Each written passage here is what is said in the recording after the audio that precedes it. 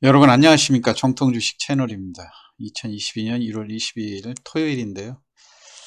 오늘 시장에는 최근에 주식시장이 지금 미국의 금리 인상이라든가 그 다음에 이제 그 테이퍼링 이런 것들이 생각보다 빨리 진행이 된다 해가지고 우리 국내에도 실금리들이 아주 급격하게 높아지는 이런 상황이 되지 않습니까? 그래서 증시도 3천을 향해서 가다가 최근에 급락하는 그런 분위기가 연출이 되고 있고요. 향후 시장도 녹록치가 않는 그런 상황이죠. 더군다나 어제도 최근에 증시가 약세를 보이는 이런 와중에서도 미국 증시가 연속해서 주말에 또 450포인트나 빠졌어요. 다우지수가. 나스닥이 385포인트 빠졌고요. 그래서 일단 오늘 그 대형주들에 대한 그 주가의 흐름 자체도 이제 우리가 장기 투자, 무작정 장기 투자 이런 개념으로만 갈 수 없는 그런 상황이 됐는데요.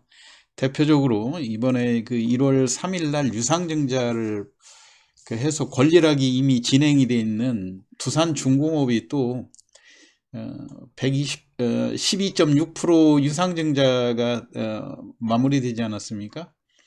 이제 본격적으로 신주인수권이 지난 그 21일 그 금요일 날부터 신주인수권이 그 44R이라고 해서 상장이 됐는데요. 그거 여러분들한테 제가 이 두산중공업이 지난번 유상증자를 발표했을 때 저의 시황에서 제가 유상증자를 그 대기업 그룹들이 자꾸 이렇게 유상증자를 발표하고 하니까 제가 이제 두산중공업 지난번 11월에 유상증자 발표했을 때 주가도 큰 폭으로 떨어지고 소액 투자자들을 짜증나게 한다. 그래서 앞으로 현명하게 투자하는 요령에 대해서 설명을 드렸었는데요. 아마 이 시황 그 155회 영상 요것도 여러분들이 같이 참고를 해보시면 오늘 제가 이 두산중공업에 대해서 신주 인수권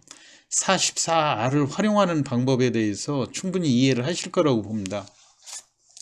우선 두산중공업은 지금 완전히 우리한테 뜨거운 감자라고 할까요? 아니면 게르기라고 할까요? 이게 지금 포기하고 버리기에도 아깝고 그렇다고 해서 그냥 들고 있자니 주식 수는 자꾸 늘어나고 또 시장은 녹록치가 않고 이런 환경에서 무턱대고 또 회사가 유상증자 한다고 그래서 좋은 전망을 보고 그 대부분들 보면 이 나쁘게 얘기하는 사람들은 없지 않습니까?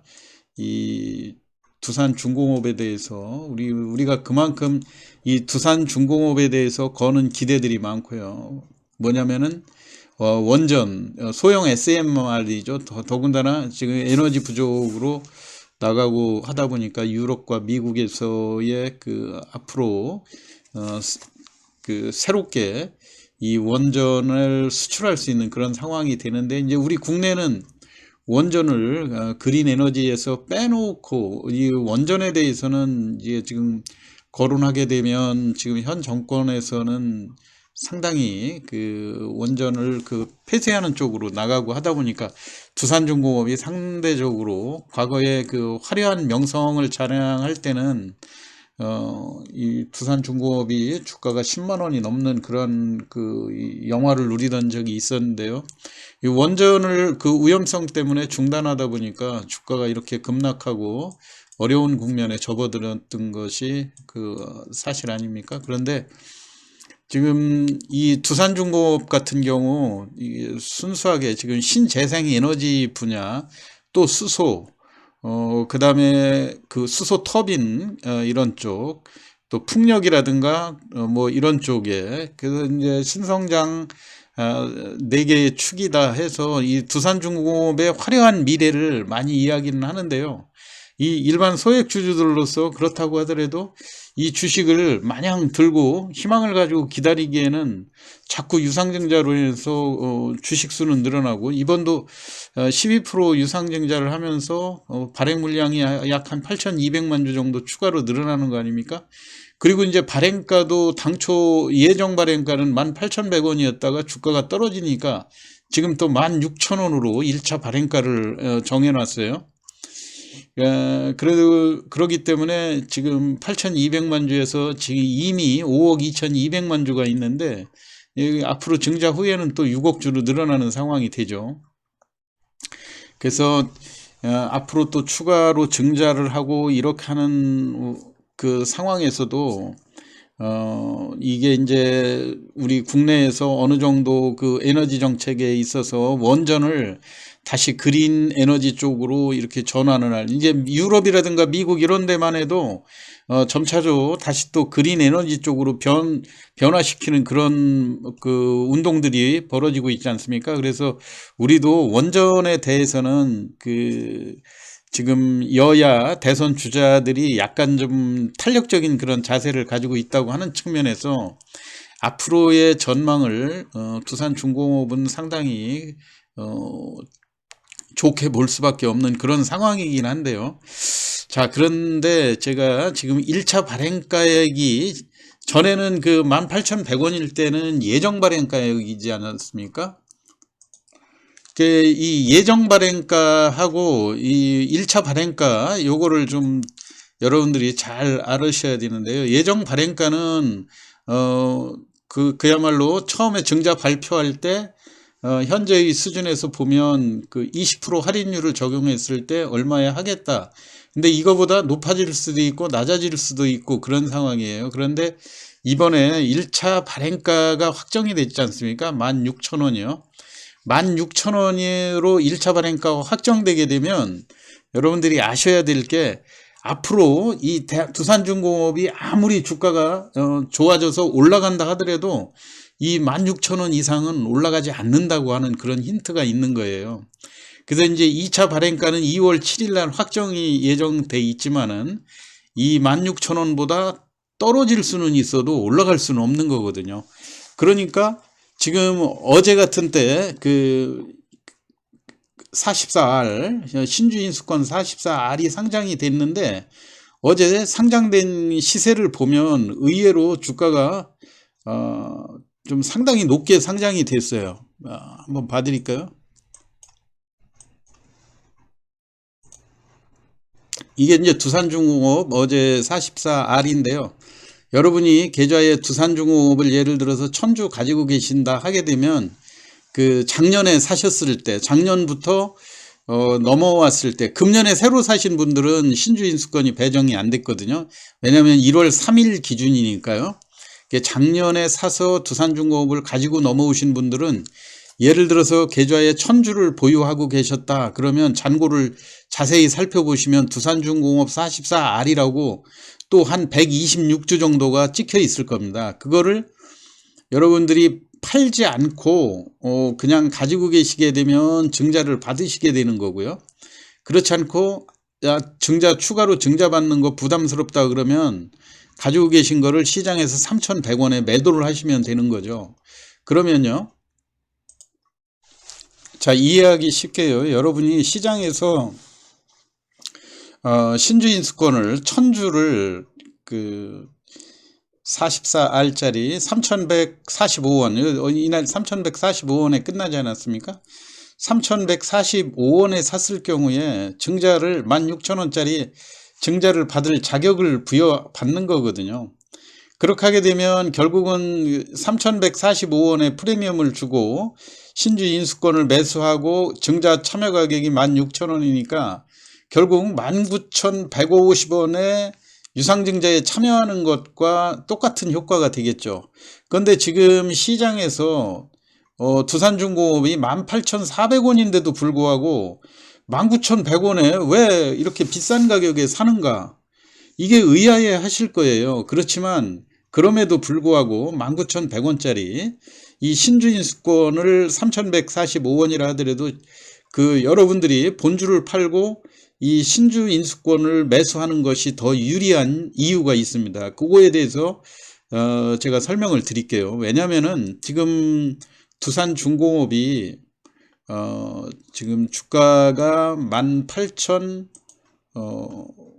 자, 18,450원이죠. 자, 주가가 지금 자, 18,450원으로 이렇게 하락이 돼 있기 때문에 당장은 18,450원에 싼 가격에 그 프리미엄을 주고 19,100원씩이나 돈을 줄 것이 아니라 그거 신주인수권을 살 바에야 시장에서 18,400원에 더 사면 유리하지 않냐 이 생각도 하실 수가 있는데요. 그거는 잘못된 생각입니다. 왜냐면은 지금 현재 지수가 이 18,400원에 이거를 매수했다 하더라도 앞으로 추가로 더 하락하는 거에 대한 해지는 없지 않습니까?